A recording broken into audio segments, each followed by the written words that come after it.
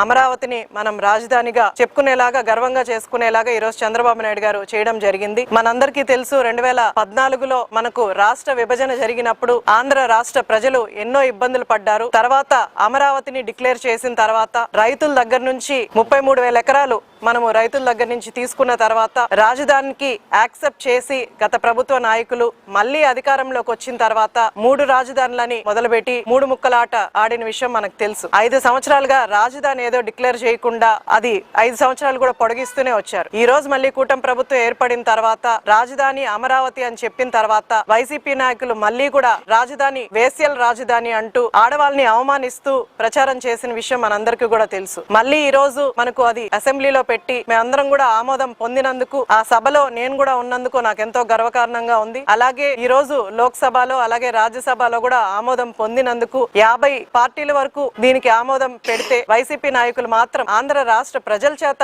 ఎన్నుకోబడిన వైసీపీ నాయకులు మాత్రం దీని నుంచి వాకౌట్ చేయడం ఎంత దురదృష్టకరం. ఎందుకంటే అవతల రాష్ట్రం వాళ్ళు రాజధాని ఆంధ్ర రాష్ట్రానికి రాజధాని ఏది అంటే చెప్పుకునే స్థితిలో ఆంధ్ర రాష్ట్ర ప్రజలు గతంలో లేని విషయం మనందరికీ కూడా తెలుసు. ఈ రోజు ఆంధ్ర రాష్ట్రానికి ఒక రాజధానిని ఏర్పాటు చేసి అమరావతిని ఏర్పాటు చేసి ఈ రోజు అంటే కంపెనీలు కూడా పరిశ్రమలు కూడా మనకు రాజధాని ఏదో తెలిస్తే డెవలప్మెంట్ చేయడానికి పరిశ్రమలు రావడానికి వాళ్ళకు కూడా కొంత ధైర్యం వస్తుంది. ఈ రోజు అదేమీ లేకుండా వచ్చిన పరిశ్రమలు కూడా వెనక్కి పంపేసిన పరిస్థితులు మనం చూసాం. ఈ రోజు రాజధాని డిక్లేర్ చేసిన తర్వాత ఎంతో మందికి భరోసా కలిగింది, ఆంధ్ర రాష్ట్ర ప్రజలకి భరోసా కలిగింది. మళ్ళీ కూడా ప్రెస్ ముందుకు వచ్చి మావిగా నన్ను తీసుకొచ్చి అంటే ఈ రోజు మనం అటు విజయవాడ ఇటు గుంటూరు మధ్యలోనే మనం అమరావతిని ఏర్పాటు చేస్తున్నాం.